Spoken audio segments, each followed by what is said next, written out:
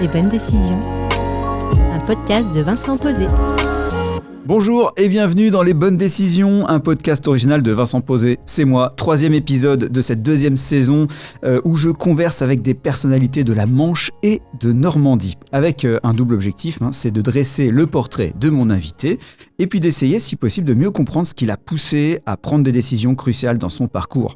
J'en profite également pour interroger le processus de création, mais aussi d'improvisation dans des domaines qui vont au-delà du théâtre, puisque vous le savez, le théâtre d'improvisation, c'est un peu ma spécialité. Aujourd'hui, on passe à table avec un cuisinier passionné qui partage ses recettes sur les réseaux, un chef qui n'a pas de restaurant, mais qui a un univers coloré et des followers en pagaille. Il y a 2 ans, il cuisinait pour lui, sa famille et ses amis. Aujourd'hui, il est suivi par plus de 80 000 personnes. On va voir la recette du succès avec Julien Voisin, dit Chef Juju. Bonjour. Salut Vincent, ça va ? Ça va. Première décision, est-ce que nous nous voyons ou est-ce que nous nous tutoyons pour cet entretien ? On peut se tutoyer. Hein. Ah, tutoyons-nous, parce qu'on se connaît quand même depuis un moment. Écoute, Julien, la première question des bonnes décisions, c'est quelle est la meilleure décision que tu aies pu prendre ? Ça a été de sortir un peu de ma cuisine et de me lancer, de me montrer en fait. Montrer un peu ce que je savais faire en cuisine et surtout donner l'envie aux gens de se mettre derrière les fourneaux. Donc ça veut dire quoi, sortir de ta cuisine ? En fait, il y a à peu près 1 an et demi, j'ai décidé de filmer ce que je faisais en cuisine. Et au tout départ, c'est ma fille de 6 ans qui prenait mon téléphone et qui me filmait. Donc les premières vidéos qu'on peut voir sur le compte Insta. Exactement. C'est en qualité par rapport à ce qu'il y a maintenant, ça n'a rien à voir. Mais du coup, je les laisse ces vidéos, tu vois, parce que pour moi, c'est hyper fort, quoi. C'est vraiment les tout débuts, les prémices de ce que je peux montrer en cuisine. Pourquoi tu as pris cette décision de montrer en fait ça ? Comment c'est venu ? En fait, tes recettes. Au tout départ, avec ma chérie, on s'était dit ça pourrait être sympa que j'écrive un livre de cuisine. C'était un peu ça le départ. C'était resté en suspens. J'avais commencé à mettre plusieurs recettes. Et puis, il y a 1 an et demi, j'ai pas un déclic. Je me suis dit, tiens, pourquoi pas aller sur les réseaux. Alors, bien sûr, j'ai regardé plusieurs personnes qui postaient des vidéos. Je trouvais ça super intéressant et tout. Je me suis dit, allez, je me lance, quoi. Ma question, c'est pourquoi tu passes par les réseaux et justement, si tu avais un projet de livre de cuisine, pourquoi t'es passé prioritairement par les réseaux ? J'ai eu envie de me lancer dans ce projet-là. J'étais totalement débutant des réseaux sociaux, mis à part avoir regardé quelques-uns. Je me suis dit, allez, j'essaye. J'aime bien en fait les projets. J'aime bien me lancer des défis. Et puis parce que c'est vrai que, honnêtement, je trouve ça sympa. Il y en a qui font des superbes vidéos avec des superbes recettes et ça donne vraiment envie de cuisiner. Donc voilà. On va revenir sur ta découverte des réseaux, mais avant, je voudrais connaître, moi, ta découverte de la cuisine. Parce que c'est pas du tout ton métier au départ. C'est ça. Et même encore aujourd'hui, c'est pas ton métier. mais d'où ça vient, ça, le fait de cuisiner, d'être vraiment passionné ? On se connaît, je sais que tu es passionné de cuisine. Je cuisine du matin au soir.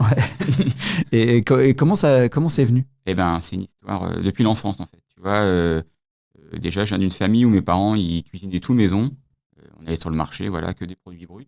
J'ai baigné là-dedans. Mon père, petit, m'emmenait sur le marché. Il me faisait goûter des trucs, de la cervelle, par exemple. Il aime bien me le dire des fois. Et après, j'allais chez ma grand-mère paternelle.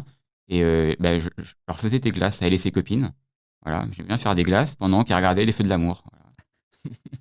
Et mon grand-père, le père de ma mère, et mon grand-père, Papy Raymond, lui, il a eu pendant un temps une charcuterie avec Mamie Paulette.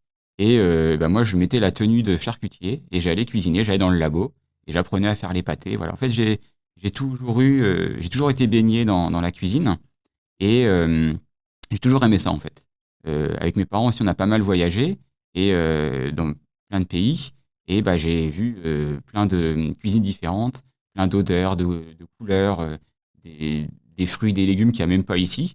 Et ça m'a toujours intéressé de goûter, voilà.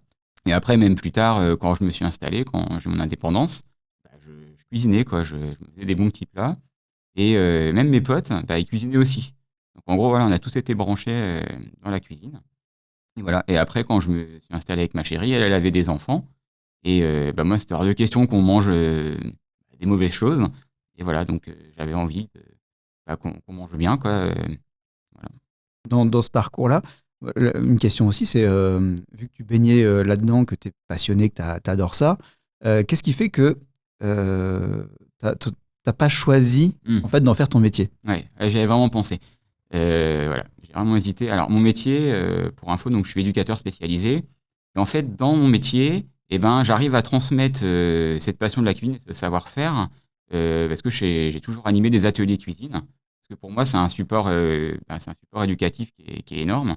Ne serait-ce que déjà la finalité de se régaler, bon déjà ça c'est hyper important. Mais voilà, parce qu'on travaille plein de choses au niveau des sens, on travaille le français dans sa liste de courses, on travaille tout ce qui est la monnaie, le rendu d'argent, les comptes, en allant faire ses courses. On se sociabilise aussi en allant voir les commerçants, voilà, donc c'est un support. Voilà. Donc en gros, j'ai trouvé un métier où aussi j'ai pu allier cette passion de la cuisine. Mais voilà. Mais j'avoue que je me suis longtemps posé cette question, pourquoi pas devenir cuisinier, voilà. Et une des bascules, c'est il y a quelques années, il y a 4-5 ans, enfin il y a 5 ans on va dire, non, 6 ans. Ouais, la bascule, c'est il y a quelques années où, en fait, tout en étant dans ton métier, tu as décidé de passer quand même des diplômes Ah oui, en cuisine. en 2021. Ouais, en 2021. Ouais, du coup, j'ai passé le CAP cuisine en candidat libre. Pourquoi, Voilà. pourquoi tout à coup, tu t'es dit, je cuisine déjà depuis des années, j'ai mon métier, et là, je passe le diplôme. Écoute, j'aime bien les projets, j'aime bien me lancer des défis, et je me suis dit, voilà, j'ai des compétences en cuisine, pourquoi pas les valoriser, voilà. Puis ma compagne elle m'a aussi poussé, elle m'a dit, ouais, t'as raison, vas-y, faut valoriser ses compétences, c'est important. Donc voilà, j'ai décidé de passer le CAP cuisine en candidat libre. Donc je me suis entraîné à la maison. Donc tout le monde était content. Tout le monde était content, voilà. Alors c'est pas évident, ouais. Forcément c'est un diplôme. Voilà, il y a pas mal de techniques à savoir. D'ailleurs la poche à douille c'est c'est ce que je redoute le plus. Mais voilà, donc toute la famille pouvait tester comment dire, toutes les recettes. Voilà. Tu dis j'ai essayé, mais tu l'as eu. Oui, je l'ai eu, voilà. Ouais, quand même. Et après, derrière, enfin, ce que tu me racontais, puisque j'ai pu voir aussi, c'est que non seulement tu passes ton diplôme, mais tu participes aussi à des concours culinaires. C'est-à-dire que c'est vraiment quelque chose où finalement tu as une espèce de reconnaissance aussi de ton savoir-faire qui se met en place, parce que non seulement tu participes, mais en plus tu gagnes des prix. Alors bon. Ouais, ouais après, j'ai fait un concours de barbecue il y a quelques années maintenant. Et à l'époque, ma fille, elle était bébé, en fait. Et du coup, on s'est inscrit là, pour le concours. Et en fait, donc c'était une épreuve de 4 heures. Donc, j'avais choisi, fallait cuisiner l'épreuve, c'était gastronomie de la Manche. Donc, des produits de la Manche, il fallait élaborer la fiche recette et tout. Et pendant 4 heures, je cuisinais, j'avais ma fille dans les bras, je retournais les brochettes, voilà. Et ce qui était rigolo, c'est que du coup, les gens venaient voir. En fait, c'était ouvert au public, hein, bien sûr. Et venaient voir un peu le spectacle. Parce que c'est un vrai spectacle. Parce que c'est un spectacle. Oui, le but, c'est ça, c'est de donner envie aux gens, voilà, de les faire goûter. Voilà, ils sont là en spectateurs, mais il faut faut pas les oublier, quoi. C'est important de les inclure. Des inclure, oui, dans la réalisation. Dans la réalisation, voilà, ouais. Voilà. Parce que moi, ce que j'aime dans la cuisine, c'est le partage, en fait. C'est pas de cuisiner tout seul dans mon coin. D'ailleurs, ma cuisine à la maison, elle est ouverte. Hein. Je ne suis pas cloisonné dans une pièce. Et j'aime cuisiner pendant qu'à côté, les enfants font des choses.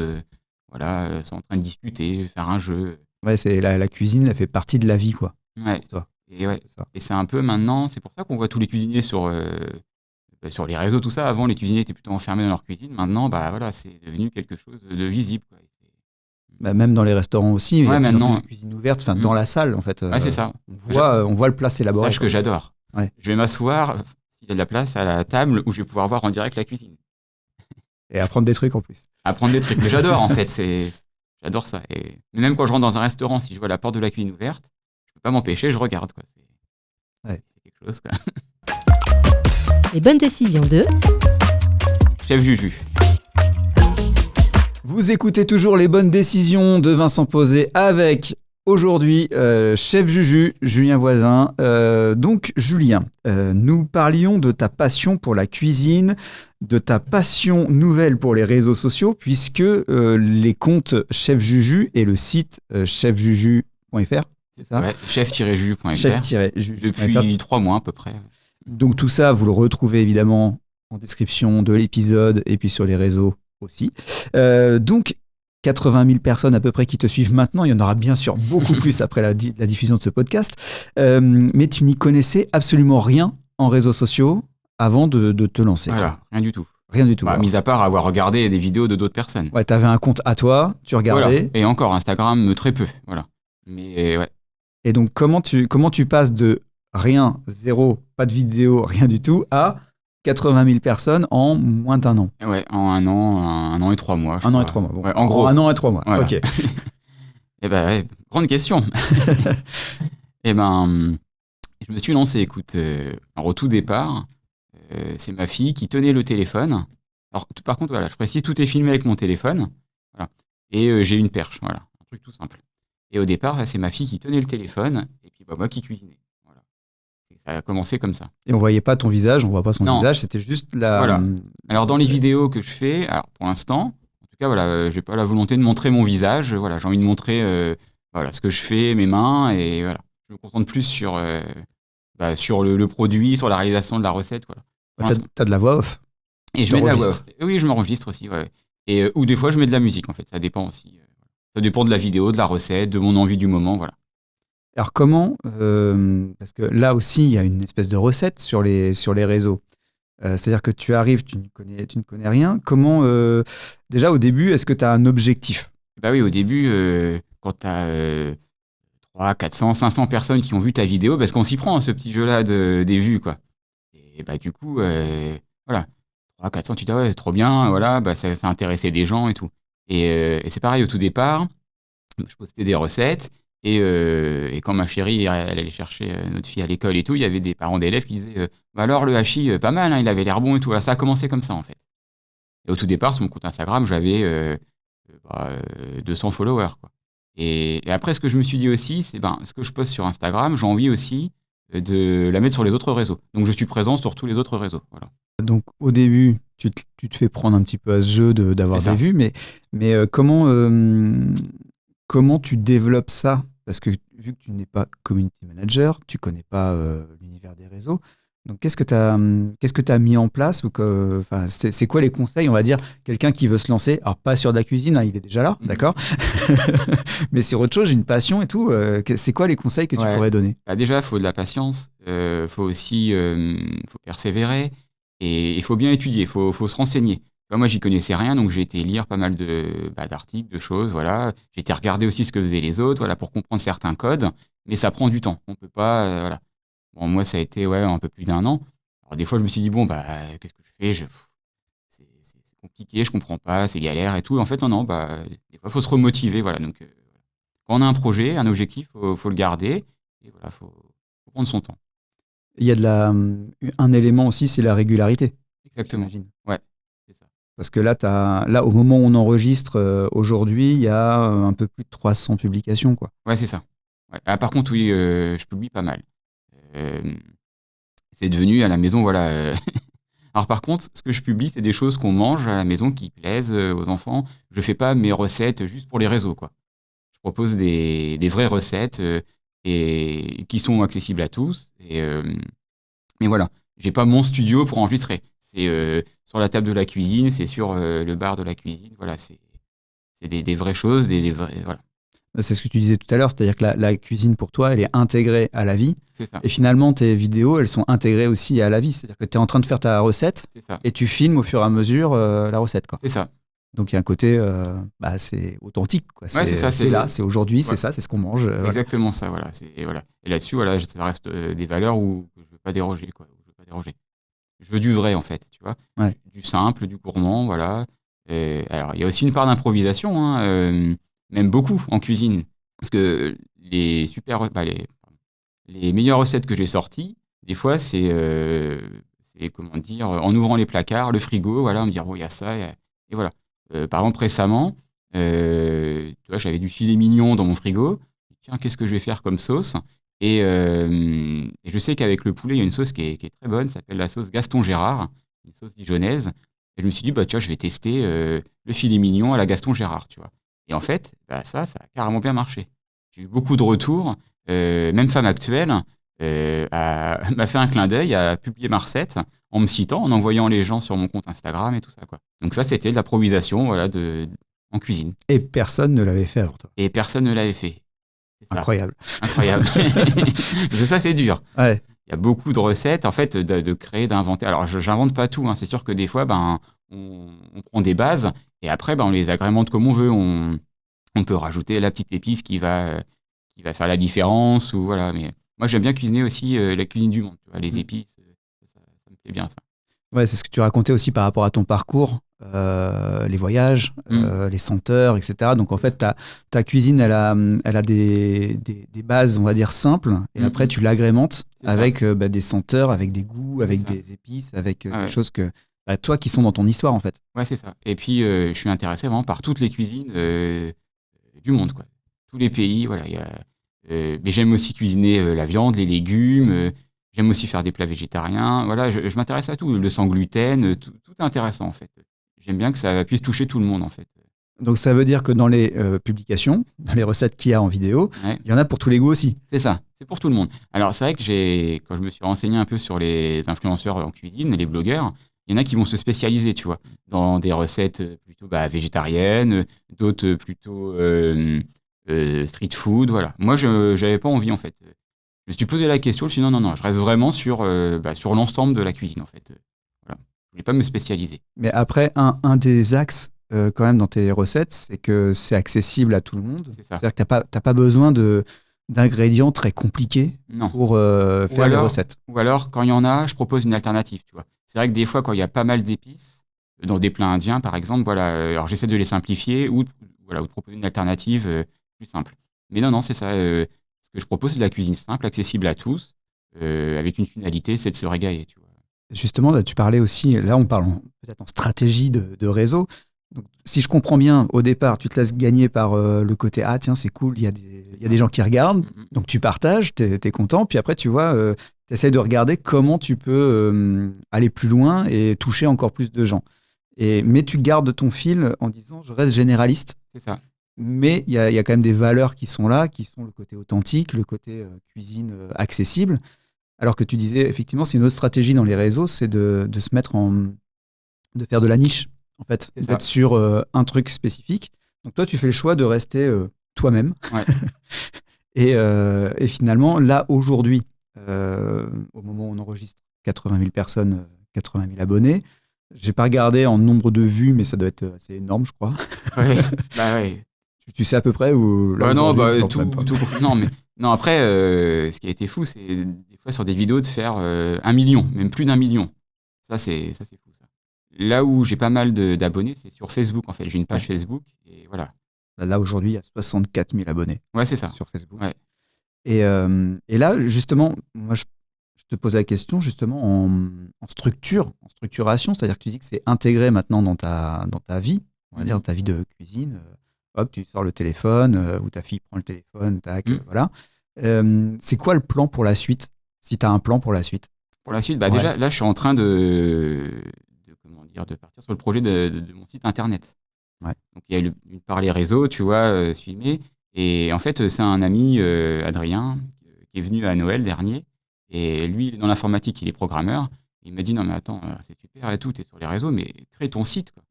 Je dis, mais attends, j'y connais rien du tout, quoi. Et j'ai dit, écoute, je vais essayer. Donc, j'ai téléchargé WordPress et puis je m'y suis mis. J'y connaissais vraiment rien, comme au départ sur les réseaux, tu vois. Et j'ai créé chef-jus.fr. Donc là, c'est mon site internet où je remets mes recettes. Et là, les gens, ils vont avoir le temps, tu vois, j'ai fait des fiches recettes, d'aller pouvoir les imprimer, les regarder calmement. Parce que c'est vrai que les réseaux, il y a un côté où c'est rapide, quoi. Moi, je fais des short vidéos, donc des vidéos de moins d'1 minute. Voilà, il y a des gens qui m'ont dit j'ai pas le temps de suivre et tout, voilà. Donc c'est pour ça aussi le site, ça permet de se poser et voilà. Et puis surtout que le site, il y a une liberté totale, quoi. Tout. Je décide de tout, du design, de ce que j'ai envie de mettre dessus, des pages à rajouter, voilà, c'est super. Hein. C'est un terrain de jeu qui est génial, quoi. Et pareil, j'y connaissais rien. On sent, dans ce que tu dis, ça reste un jeu, ça reste un outil de transmission. La dimension économique là-dedans, tu la vois un peu ou... Pour l'instant, il n'y a pas trop, en fait. Tu vois, après, avec les réseaux, je sais que j'ai reçu un air fryer, tu vois. une marque voilà, qui aimait bien le contenu, les vidéos que je proposais. Et ils m'ont demandé si je voulais bien faire une vidéo du coup avec leur appareil. Alors je leur ai dit ok, par contre moi je vais pas faire de pub, je suis pas dans du téléachat. Voilà, je montre leur marque discrètement, mais ça s'arrête là quoi. J'ai pas envie de l'égérie d'une marque pour l'instant. Ça. Mais non, c'est pas ce que je veux faire quoi. Ouais. Après voilà, moi ça m'a permis d'avoir du matériel, donc c'est intéressant quand même. Mais pour l'instant, concrètement, je gagne pas d'argent avec mes vidéos. Ouais. Ça va plus être des choses que je peux recevoir ou des prix avantageux. Par exemple, il y a une personne qui fait des super bio artisanaux dans le nord de la France. Pareil, qui m'a contacté, qui m'a fait un prix et tout. Donc là, voilà, donc c'est le beau bio que je montre sur mes recettes. Super matériel. Voilà. Et Julien, qu'est-ce que ça a changé dans ta vie de devenir chef Juju ? Bonne question, Vincent. Merci. Ce que ça a changé, en fait, c'est que on m'en parle pas mal maintenant. C'est-à-dire qu'il y a plein de gens, des amis surtout, qui me disent « Ah on a testé ta recette de cordon bleu, top quoi ». Tu vois, je reçois des photos des fois d'amis quoi, qu'on fait avec leurs enfants, je sais pas, les tenders de poulet. Et ça, j'adore en fait. C'est un plaisir quoi. Parce que le but de tout ça, c'est de transmettre du coup un savoir, tu vois. Et que les gens, que ça leur plaise, tu vois, qu'ils aient envie de bien manger, de se préparer des petits plats. Donc voilà, de recevoir tout ça, moi j'adore. En fait. Et puis bien sûr, sur les réseaux, les commentaires, voilà, la plupart des commentaires sont assez positifs. Et ça fait plaisir en fait, pour la confiance aussi. Donc, comme tu disais dans ton travail aujourd'hui d'EduxP, parce que tu travailles avec des ados en situation de handicap, donc qui sont en voie d'autonomie en fait. Tu leur apprends l'autonomie. Là, c'est un peu la même chose sur la cuisine. C'est-à-dire que les gens, ils viennent, ils t'envoient, ils disent hey, « je l'ai fait ». Regarde, donc ça veut dire que tu tends aussi, tu promeus finalement la cuisine fait maison, quoi. C'est ça. Et même dans les amis des enfants, en fait, il y en a même qui me suivent et qui, du coup, qui font des recettes et tout. Donc c'est trop bien, quoi. Si ça peut donner envie de cuisiner à plein de monde, tant mieux quoi. Et puis c'est aussi une manière de laisser une trace, après si les enfants ils ont envie de faire des recettes qu'ils ont mangé à la maison plus tard quand ils vont s'installer, voilà, c'est une manière pour eux de pouvoir continuer ce qu'ils ont aimé manger à la maison quoi. Moi, ma fille, elle me dit à chaque fois, papa, faut qu'on fasse les recettes de Chef Juju. Donc, donc, tu vois, il y a ça aussi. Et c'est marrant parce que tu parles des enfants, mais il y a aussi une histoire donc avec ta fille. Dans ce projet-là. C'est-à-dire que c'est peut-être pas un hasard si aussi c'est les enfants qui parlent, qui veulent faire la cuisine, etc. C'est vrai. Donc c'est aussi un partage que ce projet-là avec ta fille. Et d'ailleurs, dans certaines vidéos, c'est ma fille qui a fait les commentaires et qui m'a lancé des défis aussi. Au tout début, on faisait un peu comme ça. Maintenant, ça a un peu changé. Mais il y a des vidéos où elle commente. Selon si elle avait envie, en fait. Tu vois, et oui, en fait, ce que je cuisine, tu vois, ça s'adresse à tout le monde. Et notamment aux enfants, parce que avec ma fille, elle aime bien cuisiner avec moi. On aime bien cuisiner ensemble depuis qu'elle est toute petite. Donc après, je lui demande quelle recette elle a envie de faire. Voilà, donc il y a un côté sympa comme ça. Ouais, donc c'est un partage, c'est une transmission père-fille et aussi finalement Chef Juju avec le monde. Quoi. C'est ça. Mais tu vois, comme je t'ai dit, j'aime bien la cuisine, je cuisine tout le temps. Je vais en camping. Je peux me retrouver à faire des pancakes, des crêpes avec les gamins, tu vois, le matin, quoi. J'aime bien ça. Tu vois. Et puis, là, aujourd'hui, je quitte l'univers des réseaux et je reviens dans le réel. Parce qu'on disait tout à l'heure que tu es quelqu'un qui cuisine beaucoup, du matin au soir, et aussi qui cuisine pour beaucoup de gens. C'est ce que je remarque, parce que là encore le week-end prochain tu cuisines pour une troupe de théâtre, voilà, donc en fait tu es sollicité à droite à gauche aussi pour tout ça quoi. Et puis même bénévolement, tu vois, j'ai un ami qui a monté une ferme pédagogique près de Coutances à Cambermont, la parenthèse. Et du coup voilà, là-bas j'ai fait des pizzas, tu vois, en mode atelier. Après on a sorti quand même une 50aine de pizzas, tu vois. Mais voilà, tu vois, c'est aussi filer des coups de main. C'est un bon support pour tout. Tu vois, filer des coups de main aux amis. Voilà. Bon, après, tu as aussi lancé ton activité à côté pour faire de la cuisine. Quoi, j'ai créé une micro-entreprise. Voilà. Mais ça, après, voilà, ça reste vraiment du ponctuel parce que j'ai quand même mon activité principale. Mais j'ai eu envie de créer ma micro-entreprise justement pour du ponctuel comme ça, pour des petits boulots. Les bonnes décisions de Chef Juju. C'est la dernière partie des bonnes décisions de Chef Juju. Julien Voisin avec moi pour cette dernière partie de ce podcast. Dernière partie qui est consacrée à une question que l'invité me pose par rapport à mon parcours peut-être, à mes activités, et puis qui résonne évidemment avec son parcours de manière à ce que ce soit une conversation entre nous. Donc Julien, est-ce que tu as une question à me poser ? Plusieurs, Vincent. Voilà, vas-y, je t'écoute. Je sais que tu es comme moi, tous les deux, on est plutôt sur multi-projets en fait. Entre toi, Vincent, l'impro, un jeu de société, des livres, du théâtre, voilà. Donc ma question, Vincent, c'est quel est ton prochain projet qui va voir le jour dans quelques mois? Prochain projet. Il y a pas mal de projets, j'avoue.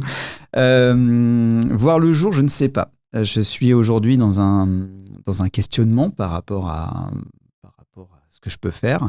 Et c'est vrai que l'écriture est quelque chose qui me touche et qui m'anime depuis très très longtemps.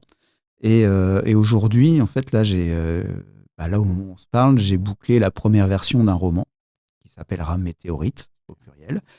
Et ce projet-là, alors c'est la première version pour l'instant, mais ouais, c'est un vrai projet éditorial, c'est un vrai projet global aussi, une espèce d'œuvre, au-delà de juste du roman.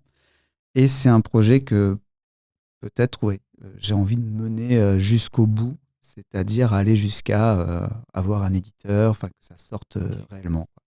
Je dis réellement parce que j'ai déjà sorti un livre, une pièce de théâtre qui était mon seul en scène, mais je l'ai auto-édité. Donc c'est un peu différent, quoi.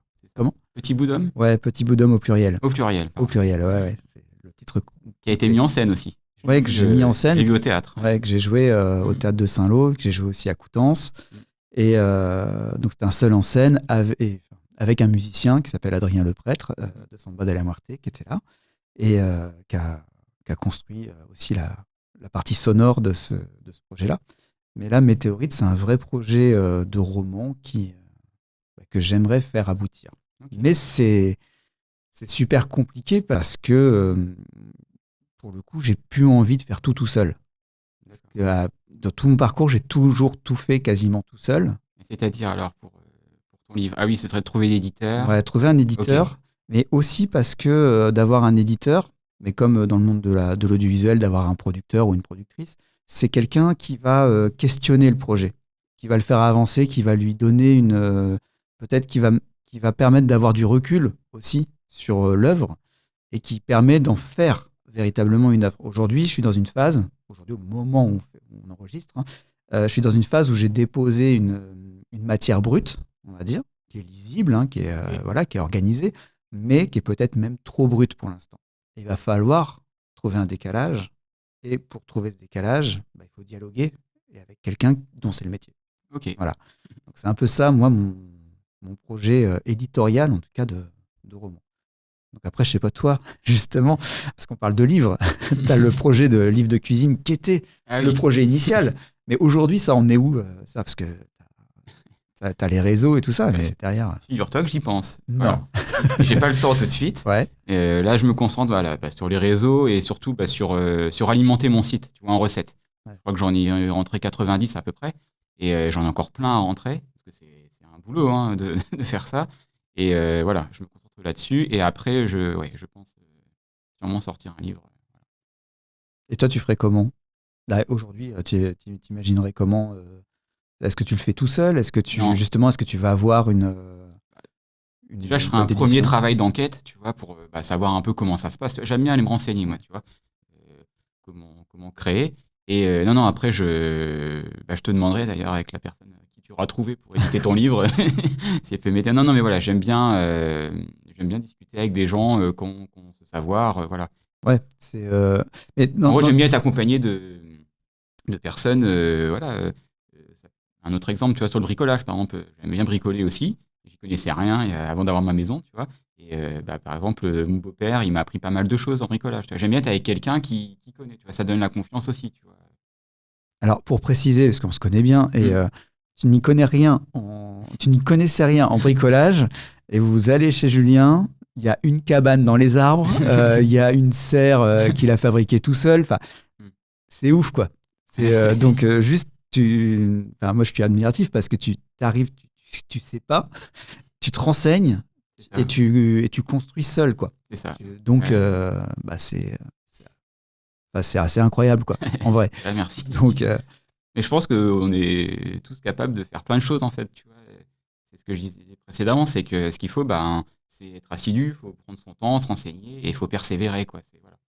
Il faut être patient, ça, c'est important. Ouais, faut être patient. Puis des fois, il y a des moments où tu peux être découragé aussi, quoi. Oui. Parce que c'est dur, quoi, de devenir, entre guillemets, spécialiste, ou en tout cas de faire des choses seul, même sans être spécialiste, en fait, en vrai. C'est juste de faire des choses seul, c'est difficile, quoi. Et après, par contre, voilà, faut aussi se baser sur les gens qui savent vraiment, quoi. Tu vois, faut pas hésiter à demander aux personnes qui ont les connaissances. Tu vois. Pour toutes les constructions, voilà, j'ai demandé des conseils aussi, quoi. Des fois, tu te trompes, des fois, alors faut recommencer. C'est pas grave, c'est comme ça. Faut pas s'énerver, par contre. Ouais, c'est ça. Non, ça marche pas. Ouais. Et sur la question de l'édition, en tout cas, d'écrire et de. Alors, en fait, c'est deux choses différentes entre écrire et éditer, quoi. Et là, je m'en rends vraiment compte, mais même par rapport aux jeux de société que j'ai pu réaliser, donc Mercato Football Club. Que je connais bien, on a fait plusieurs parties, Vincent. C'est ça, tu étais dans les testeurs. Ouais. Mais un jeu de société, par exemple, ce jeu que j'ai créé, qui est encore en vente, d'accord ? Et adressez-vous à moi parce que j'ai pas de réseau de vente. Et c'est justement ça le problème. C'est que créer quelque chose, ok, c'est possible, mais après, derrière, le diffuser et le vendre, le commercialiser, en fait, ça, c'est un autre métier. Et ça, c'est super compliqué. Là, c'est mon expérience personnelle, c'est-à-dire que j'ai perdu beaucoup de temps, beaucoup d'argent aussi, en créant des choses et en n'arrivant pas en fait, à les diffuser et à les monétiser, quoi. Donc c'est ça qui est. D'aller trouver des professionnels. Donc là, je parle d'un roman. Là, aujourd'hui, je suis à une étape de ma vie où j'ai plus envie de faire les choses pour rien. En fait, pour rien, pas dans le sens objectif, mais dans le sens économique ou temps passé, quoi. Oui, parce que il faut que ça serve, quoi. C'est ton activité en plus, Vincent. Ouais, tout ça, contrairement à moi, c'est vrai que moi j'ai mon travail fixe. En plus, c'est comme un deuxième travail en fait. Mais voilà, avec toi, c'est l'activité principale, quoi. C'est ça. Et c'est la question. C'était aussi la question au départ par rapport à toi, ce que tu disais. Est-ce que je me lance ou pas dans la cuisine en tant que professionnel ? Ça donne un rapport en fait à ce que tu es en train de faire qui est différent, quoi. C'est ça. Et là aujourd'hui, dans le travail d'édition, c'est ça, c'est que j'ai créé quelque chose, mais je veux plus foncer bille en tête en disant je vais le sortir moi-même. Là, je veux que ce soit quelqu'un ou une structure qui le sorte, et avec un travail éditorial, avec un regard, parce que c'est de l'écriture de l'intime, c'est quelque chose de très chargé. Donc, faut trouver des décalages pour que ça devienne aussi universel, quoi. Que ça touche, que ce soit pas que mon histoire ou une partie de mon histoire ou mon histoire romancée, on va dire, mais que ça devienne véritablement une histoire. Je sais pas si je suis très clair. Je crois que je suis clair. Ouais, c'est clair. Mais et ça, seul, c'est très compliqué de le faire. Okay. Parce qu'il faut avoir quelqu'un qui va te challenger, qui va te dire là, puis il y a une charge émotionnelle dans ce qu'on fait aussi. C'est-à-dire que dans l'écriture, quand tu parles de toi, ou en tout cas quand tu te bases sur des expériences personnelles, forcément, couper des paragraphes, couper des phrases, tu te dis, mais sérieux ? Mais non, ça existait, je peux pas couper ça, ce serait pas réel. Et en fait, d'avoir quelqu'un qui va te dire, non, mais ça, on s'en fout. Le lecteur, il s'en tape. Ah ouais, ok. Mais tu vois, avec mes vidéos, c'est pareil. Je crée des copies en me disant, je la finirai bien comme ça, ou je commencerai bien comme ça, tu vois. Et des fois, j'ai pas mal de copies. Au bout d'un moment, il faut trancher. Ouais. Et après, tu vois, moi, ça va être, par exemple, ma chérie qui va trancher, ou ma fille, voilà, ça va être mes appuis, tu vois. Ils vont m'aider là-dessus. Un peu comme toi, du coup, qui a besoin après qu'on puisse te donner un avis professionnel sur ce que tu as écrit. Ouais, il y a un avis professionnel d'un côté, puis il y a un avis de lecteur ou de lectrice aussi à côté. Donc là, je commence à avoir des avis de lecteurs et lectrices, parce que j'ai envoyé cette version, vraiment un minuscule cercle, mais pour avoir déjà des premiers retours, des gens qui me connaissent un petit peu et tout ça, mais qui va me permettre déjà de créer une deuxième version qui va être encore plus fictionnalisée, on va dire. Et cette version, après, je pourrais l'envoyer, on va dire, à des éditeurs. Okay. C'est un peu ça. Mais ce que tu racontes de la démarche d'avoir un regard extérieur qui va dire, voilà, tac, tac, c'est exactement dans l'audiovisuel, c'est pareil, quoi. Le rôle du monteur ou de la monteuse, il est là pour ça, quoi. Toi, tu fais ton truc, tu fais ouais, et tu tiens à tout. Parce que tu te dis, mais c'est génial ce que je viens de faire, c'est trop bien et tout. Et puis des fois, tu as des phrases ou des images, tu te dis, mais ça reste. Et le monteur ou la monteuse qui te fait, non, ça, on s'en fout. Ok, bon, bah, je te crois. Confiance. Mais c'est aussi parce que c'est un regard extérieur et c'est le premier regard de spectateur et de spectatrice qui va te dire, ça, c'est bon, ça, c'est pas bon. Voilà. Et en fait, tout le travail après, c'est de ne pas se dire que c'est lié à ce que tu fais ou la qualité de ce que tu fais. Ça ne dépend pas de la qualité de ce que tu fais, c'est juste que quelqu'un va te dire tout ce que tu fais est très bien, mais on va garder ça pour le bien du produit ou pour que ça fonctionne auprès du public. C'est pour vous. On est en train de tout décrypter pour vous. D'accord. Pour les auditeurs et les gens qui nous regardent en vidéo. Et je parlais du risque, quand tu es dans l'intime, de ne pas toucher ton public. Et toi, j'ai l'impression que justement, ton rapport intime à la cuisine, c'est ce qui touche le public. C'est qu'on est avec toi. On est dans ta cuisine, dans ta vie, en fait. On t'accompagne aussi, même si c'est des shorts. Hein, c'est vrai. Voilà. Donc, d'ailleurs, c'est d'ailleurs dur de réduire, de faire des vidéos shorts, tu vois, de moins d'1 minute, alors qu'il y aurait tellement à montrer, mais les gens vont pas regarder.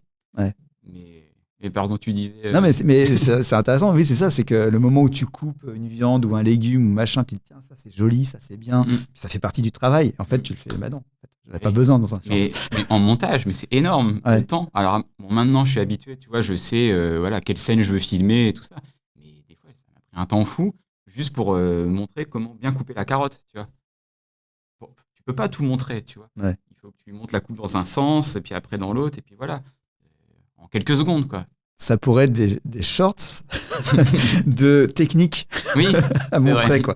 C'est vrai, ça pourrait. C'est une idée, c'est une bonne idée, ça. Comme ça, tu fais une deuxième série en développement, quoi. C'est vrai. Cadeau. Et oui, je parlais du rapport à l'intime parce que pour ceux qui regardent la vidéo, tu peux montrer ton biceps. Il y a même un club sandwich en tatouage sur le bras de Chef Juju. Donc c'est vraiment quelque chose qui te tient au corps, pour le coup, la cuisine, quoi. Ouais. Alors après, voilà. Bon, là, c'est un club sandwich, c'est un rapport à la cuisine, mais ça va un peu plus loin que ça. C'est-à-dire que, pour la petite histoire, c'est le club sandwich, c'est le premier repas que j'ai fait à Sigrid, ma compagne. Donc c'était une manière d'allier, du coup, mon amour pour la cuisine et en même temps, du coup, l'amour pour ma compagne, quoi. Mais c'est aussi ça qui transparaît dans l'histoire de Chef Juju. C'est aussi l'amour pour ta fille. Parce que la cuisine, et c'est ce que tu racontes aussi dans ton parcours un petit peu, ce que je comprends, c'est que la cuisine, c'est des moments. C'est des moments de vie, en fait. La cuisine, moi, ça me fait penser au repas de famille, tu vois, par exemple. D'ailleurs, j'ai sorti une vidéo sur le poulet rôti, en la dédicaçant à tous mes grands-parents. Dedans, je cite chacun de mes grands-parents avec un souvenir par rapport au poulet rôti, tu vois. Tout ça, c'est très personnel. Et pour le coup, que ça fasse 100 vues ou 1 million, réellement, je m'en fiche. Il y a des vidéos comme ça où c'est un peu des dédicaces, tu vois, c'est des choses qui me tiennent à cœur. Donc celle-là, elle compte beaucoup, tu vois. J'en ai plusieurs comme ça qui comptent énormément, quoi. Et ça, ouais, tu t'en fiches si ça marche pas. Ouais, ça, je m'en fiche. Ouais. En vrai, tu sais que la dédicace, elle est là. Ouais, c'est ça. Je sais que mon grand-père, Papy Raymond, il l'a entendu, tu vois. Et je sais que ça lui a fait plaisir, tu vois. Ça, c'est le plus fort, quoi. Et tu vois, c'est marrant parce que ça résonne aussi, moi, dans le projet Météorite que je peux avoir, c'est que j'ai fait aussi des publications qui montrent le parcours d'écriture. Et dedans, forcément, il y a plein de références à l'histoire réelle qui est vécue. Donc, il n'aime pas l'histoire qui est dans le roman, mais l'histoire vécue. Donc il y a plein de petites références, des petits objets, des petites choses, et que j'ai disséminées comme ça. Et en fait, finalement, que ce soit dans le visuel, dans le texte, que ça marche pas, pareil, je m'en fiche, parce que je sais que c'est là. Et c'est des trajectoires, en fait, pour moi, qui donnent des indices au roman, mais personne ne peut savoir, quoi. C'est juste, voilà, c'est là, c'est comme ça, et c'est ce qui nourrit aussi, moi, mon écriture.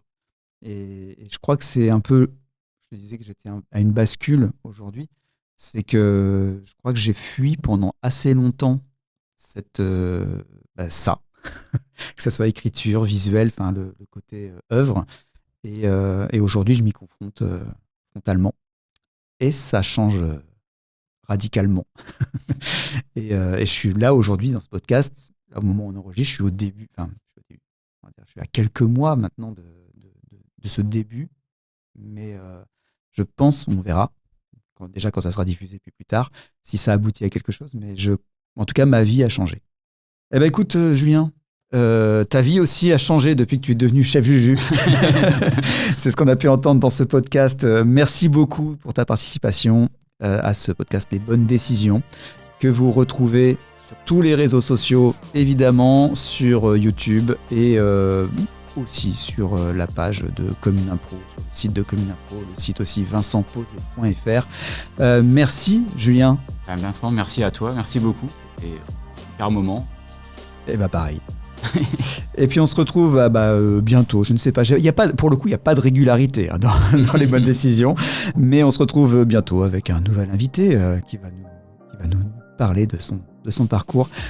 Si vous aimez ce que vous avez entendu, si vous aimez ce que vous avez vu, vous vous abonnez, ça serait super, vous pouvez mettre des commentaires, vous pouvez aussi suggérer des idées pour la suite. Je suis évidemment preneur, merci à vous pour votre écoute et pour votre visionnage. Salut. Salut.